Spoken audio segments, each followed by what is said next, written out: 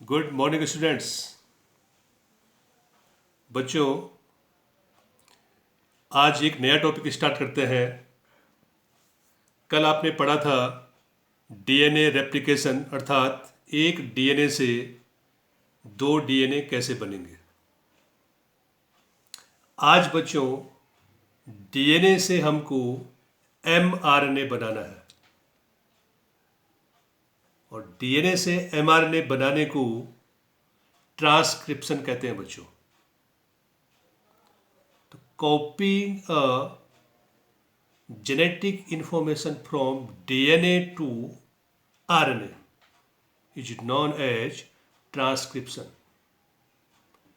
DNA में जो genetic information है उसको कॉपी करना है बच्चों आरएनए में, और इसी कॉपी को क्या कहेंगे?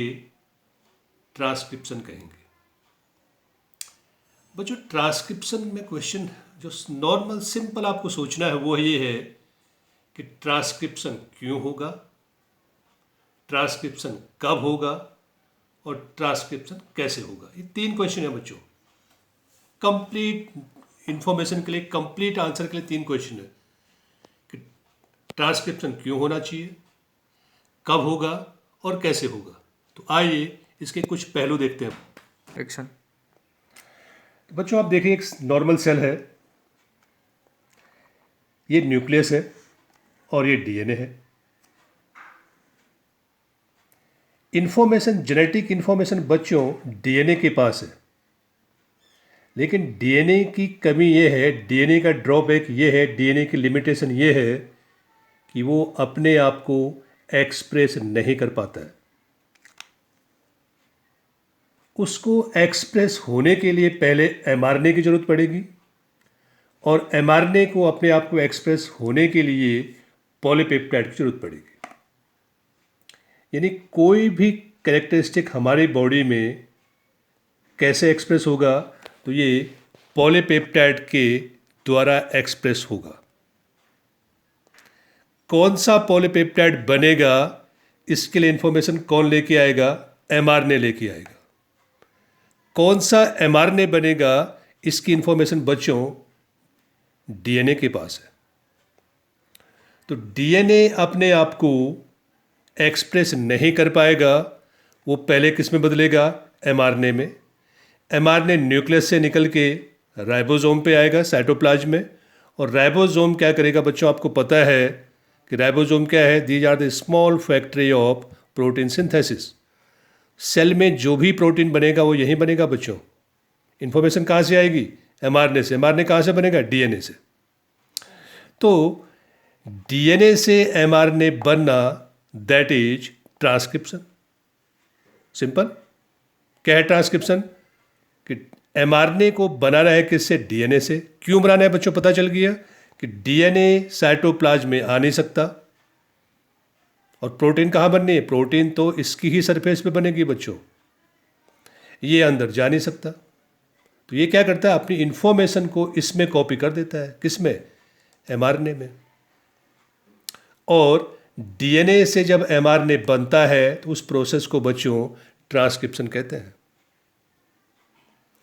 ये एमआरएनए अब न्यूक्लियस से निकलकर राइबोसोम की सतह पे आएगा बच्चों, और इस प्रोसेस को ट्रांसलोकेशन कहते हैं।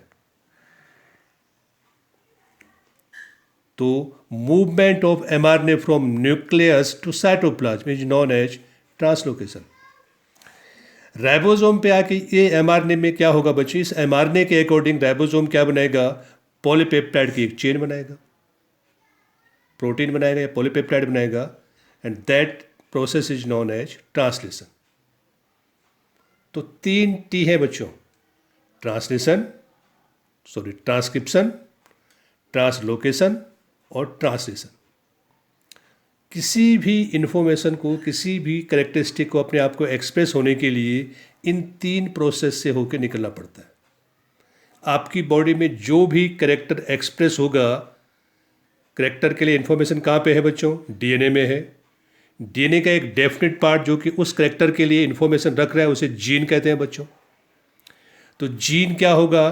ट्रांसक्रिप्ट होगा। क्या बनाएगा? एमआरएनए। एमआरएनए क्या होगा? ट्रांसलोकेशन द्वारा कहाँ पहुँचेगा? साइटोप्लाज्म में। साइटोप्लाज्म में क्या है बच्चों? राइबोसोम। राइबोसोम पे आके एमआरएनए क्या करेगा?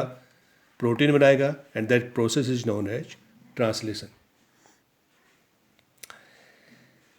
अनलाइक रेप्लिकेशन, बच्चों रेप्लिकेशन में क्या था कि डीएनए की दोनों स्ट्रैंड टेम्पलेट बनती थी। ये दोनों स्ट्रैंड डीएनए की टेम्पलेट बनी और दोनों ने दो होमो डीएनए बना लिए बच्चों। लेकिन यहां पे ट्रांसक्रिप्शन में बच्चों इन दोनों में से कोई एक स्ट्रैंड क्या करेगा? टेम्पलेट बनेगा,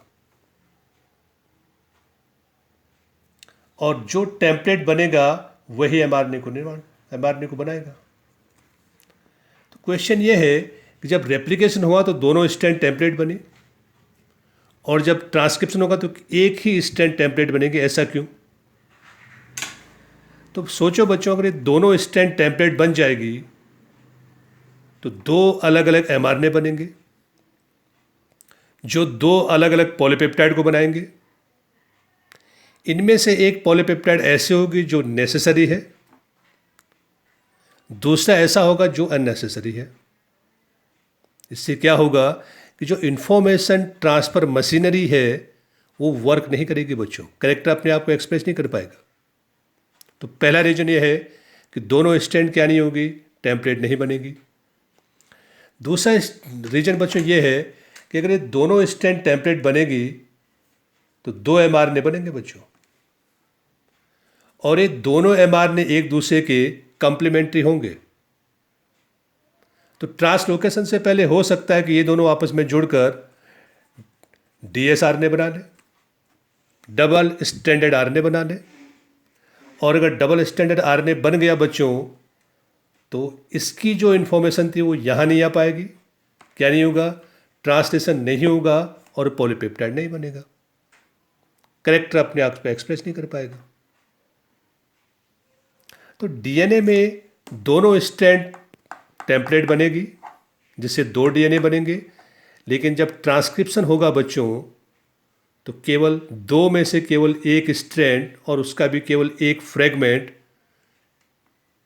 टेम्पलेट बनेगा, और वो एक एमआरएनए का निर्माण करेगा और एक एमआरएनए एक पॉलीपेप्टाइड बनाएगी रिबोसोम पे आके। अब बच्चों आइए, ट्रांसक्रिप्शन में एक होता है बच्चों ट्रांसक्रिप्शन यूनिट, जो आपकी बुक में दिया हुआ है। ट्रांसक्रिप्शन यूनिट में बच्चों तीन पार्ट होते हैं। एक है प्रमोटर, दूसरा है स्ट्रक्चरल जीन, और तीसरा है टर्मिनेटर।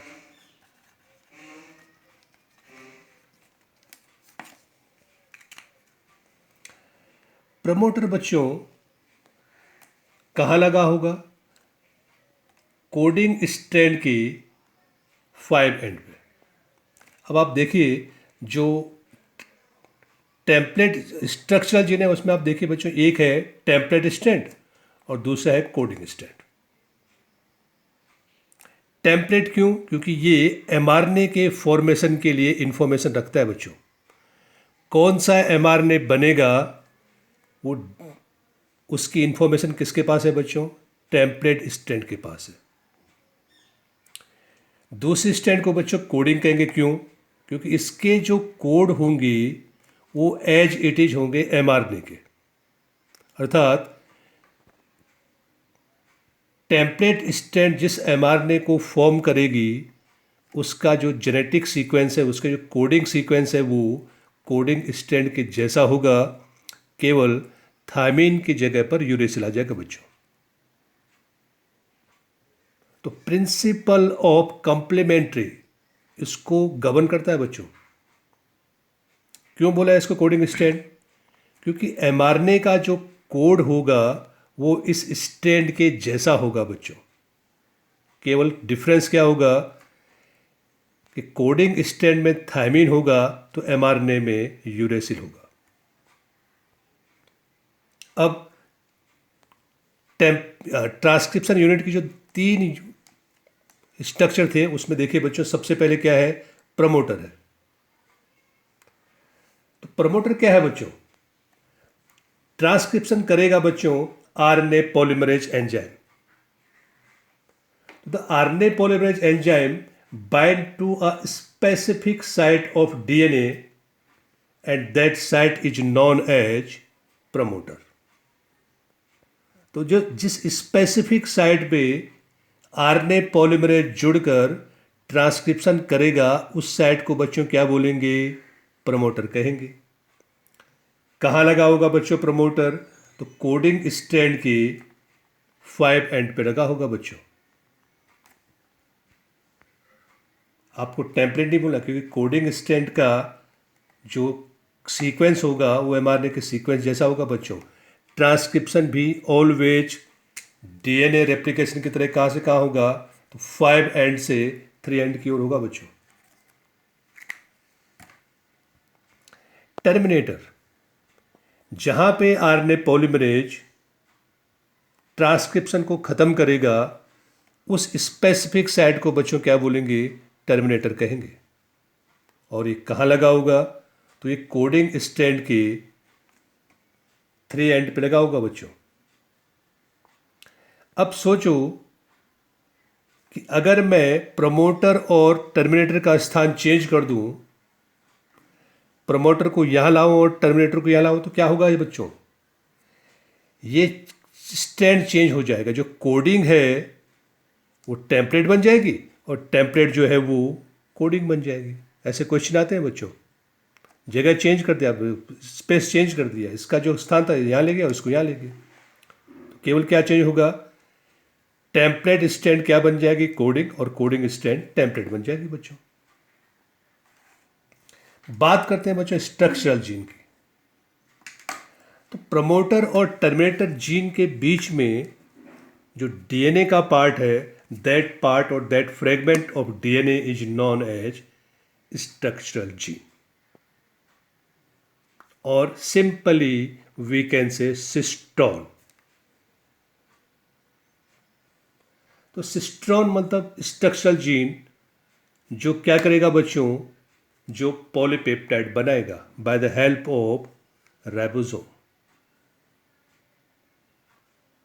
तो फ्रेगमेंट ऑफ डीएनए और template strand which form polypeptide is known as structural gene और सिस्ट्रॉन. तो अभी स्ट्रक्चरल जीन सिस्ट्रॉन के हिसाब से बच्चों जीन 2 टाइप के हैं. एक है बच्चों मोनोसिस्ट्रोनिक और दूसरा है बच्चों पॉलीसिस्ट्रोनिक जीन. मोनोसिस्ट्रोनिक बच्चों कहाँ होगा? यूकैरियोट में, और ये होगा प्रोकैरियोट में.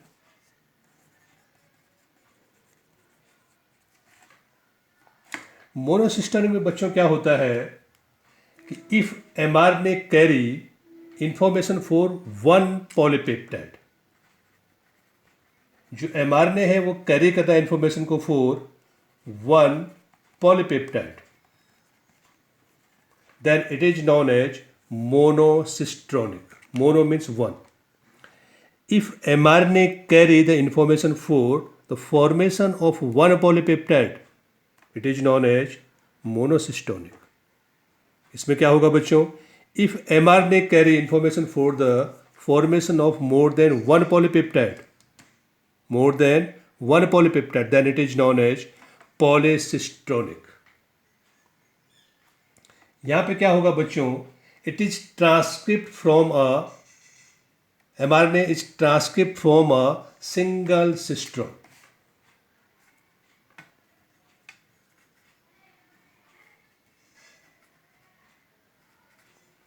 If mRNA is transcript from a single cistron then it is known as मोनोसिस्ट्रोनिक.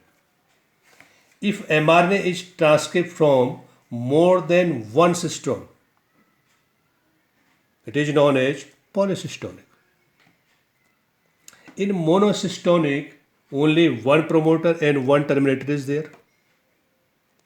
But in polycystonic, more than one promoter and one terminator is there. Mono में क्या था, एक प्रोमोटर होगा और एक ही टर्मिनेटर होगा। पॉली में क्या होगा, एक से ज़्यादा प्रमोटर होंगे और एक से ज़्यादा टर्मिनेटर। कितने प्रमोटर कितने टर्मिनेटर, तो ये एमआरएनए जितने पॉलीपेप्टाइड को बनाएगा उतने प्रमोटर और उतने ही टर्मिनेटर होंगे। तो बच्चों जीन दो टाइप के होंगे यहाँ पे। यूकैरियोटिक में जो जीन होते हैं वो मोनोसिस्टोनिक होंगे और प्रोकैरियोटिक में जो जीन होंगे वो पॉलीसिस्टोनिक होंगे। बच्चों मोनोसिस्टोनिक मीन्स क्या, if mRNA carry the information for one polypeptide and mRNA transcript from a single cistron, then it is known as monocystonic. And in monocystonic, it is only one promoter and only one terminator. But in case of polycystonic, mRNA carry information for more than one polypeptide, and it is transcribed from many adjacent genes. And polycystonic mRNA has an promoter and a terminator for each polypeptide formed from it. लेकिन ये होगा किसमें, ये prokaryote में होता है बच्चों। Eukaryote में क्या होगा, मोनोसिस्टोनिक जीन होते हैं बच्चों। फिर मोनोसिस्टोनिक जीन स्प्लिट होता है बच्चों। इसमें भी दो चीजें आती है बच्चों।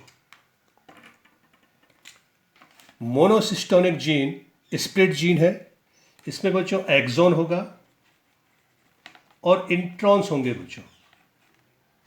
क्या क्या होगा, एक्सॉन और इंट्रॉन्स। एक्सॉन जीन का वह पार्ट है जो ट्रांसक्रिप्ट करेगा, जो ट्रांसलेशन में पार्ट करेगा बच्चों। इंट्रॉन से इनएक्टिव है, ये ट्रांसलेशन में कोई पार्टिसिपेट नहीं करेगा। तो ये जो एमआरएनए यहाँ पे बना है बच्चों, इस एमआरएनए को बोलते हैं प्राइमरी ट्रांसक्रिप्ट एमआरएनए, जिसमें क्या क्या है, एक्सॉन है और इंट्रॉन्स है। इस एमआरएनए को क्या बोलेंगे बच्चों, इसे बोलेंगे प्राइमरी ट्रांसक्रिप्ट एमआरएनए। ये प्राइमरी ट्रांसक्रिप्ट एमआरएनए बच्चों प्रोसेस्ड होगा और प्रोसेस का नाम है स्प्लाइसिंग। स्प्लाइसिंग से बच्चों क्या होगा कि सारे इंट्रॉन्स हट जाएंगे और उसके बाद बच्चों बनेगा अब फुल्ली प्रोसेस एमआरएनए।